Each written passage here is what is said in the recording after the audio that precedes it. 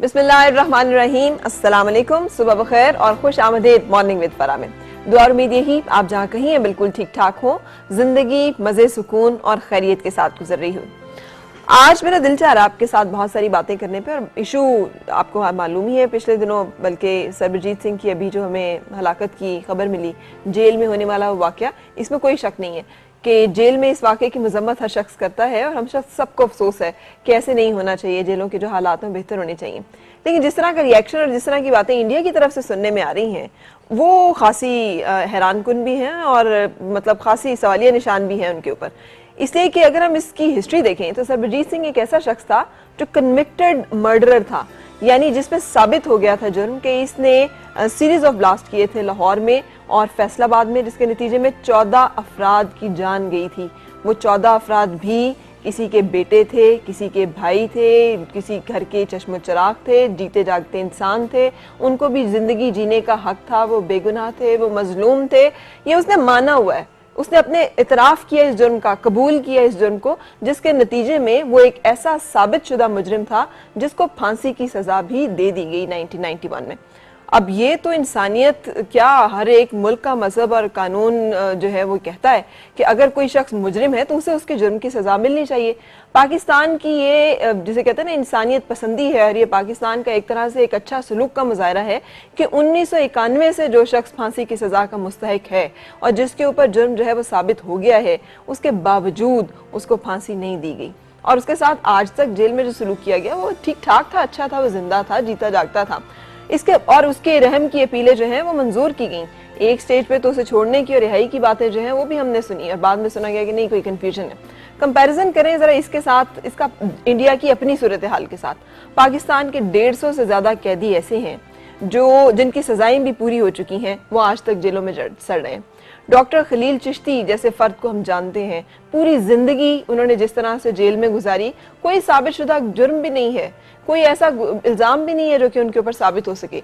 लेकिन उन्हें रिहा करने के लिए तैयार नहीं। अजमल कसाब, जिसका ताल्लुक थैंक्स टू हमारी कुछ political parties and very thanks to हमारा अपना मीडिया, जिन्होंने ये साबित करने में कोई कसर नहीं छोड़ी थी आज़ादी सहाफत का, जिसको कि आज फ्रीडम ऑफ प्रेस जिसको सेलिब्रेट भी किया जा रहा है, कि दरअसल ये जो अजमल कसाब है वाकई पाकिस्तान से इसका ताल्लुक है। बहरहाल जो भी था, ताल्लुक था नहीं था, उसमें पाकिस्तान का हाथ था नहीं था, अजमल कसाब ने भी कन्विक्टेड मुजरिम होने के बाद इन्हीं मनमोहन सिंह से, जिन्होंने आज बहादुर सपूत का खिताब दिया है सरबजीत सिंह को, एक दूसरे मुल्क में दहशतगर्दी करने पे, वहां के लोगों को मारने पे वो इंडिया के बहादुर सपूत हैं। और पूरी भारतीय पंजाब में 3 रोजा सोग का ऐलान है एक ऐसे मुजरिम के लिए जिसने इंसानों का कत्ल किया हुआ है, दूसरे मुल्क में आकर दहशतगर्दी की हुई है और उसका इतराफ किया हुआ है। मनमोहन सिंह ने अजमल कसाब की रहम की अपील जो है वो नहीं मानी थी और इसे रिजेक्ट कर दिया था। अजमल कसाब को फांसी दे दी गई थी। अफजल गुरु भी एक ऐसा ही शख्स था जिसके ऊपर कोई इल्जाम साबित नहीं था, लेकिन कश्मीर से वाबस्ता होने की सूरत में और भारतीय पार्लियामेंट पे इल्जाम जो कि साबित शुदा भी नहीं था, ना होने के बावजूद ये कहकर कि चूंकि भारत की कलेक्टिव जो कॉन्शियस है, यहाँ पे रहने वाले लोगों की तसल्ली के लिए और साबित करने के लिए कि हमसे पंगा लेने की, हमसे टकराने की जरूरत ना करना, वरना देखो हम क्या हशर करते हैं ऐसे लोगों का, उसको फांसी दे दी गई। और हमने भी तो ये सब कुछ खामोशी के साथ सहा। हमारी तरफ से तो इस पे कोई चीखो पुकार नहीं हुई, ना हमने इस पर कोई इस तरह की बयानबाजी की कि इंडिया पे हमला हो जाना चाहिए। दिलबीर कौर जो हैं उनको शायद ये एहसास नहीं कि उनके भाई ने जिन लोगों को मारा था वो भी बेटे थे, बहनें थी, माएँ थी, घर जो हैं वो हंसते बसते इंसानों से। धर्म और मजहब जो है वो सिर्फ एक तरफ नहीं होते, मतलब कोई भी धर्म इंसान का, किसी का, वो इंसान होता है और किसी भी एक इंसान का कत्ल पूरी इंसानियत का कत्ल होता है। जिस तरह से आपके यहाँ से कोई जाए तो आपको तकलीफ होती है, उसी तरह से हमारे यहाँ पर जब कुछ लोग जाते हैं जान से बेगुनाह मजलूम, तो वहाँ पर भी तकलीफ होती है। इसलिए इन तकलीफों को इससे पॉलिटिकल सेंस में देखने के बजाय जरा इंसानियत की बेस पे देखना और परखना चाहिए। किसी को एहसास है इस चीज़ का कि दुख्तरान मिल्लत की आसिया अंद्राबी के जो हस्बैंड हैं, जो कि पिछले 20 साल से जेल में हैं, और उनके बारे में तो कोई डॉक्टर कासिम,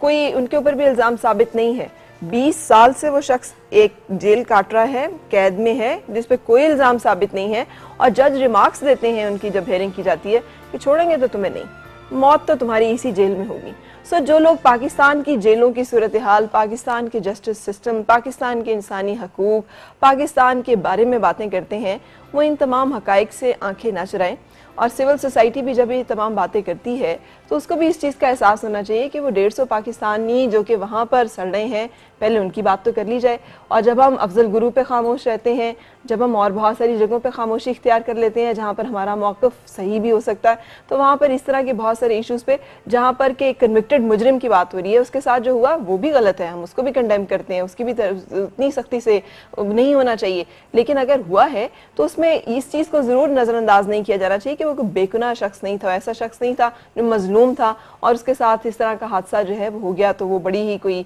ऐसी बात है। वो कन्विक्टेड मुजरिम था, इन एनी केस फांसी का जो जुर्म है वो उसके ऊपर साबित था।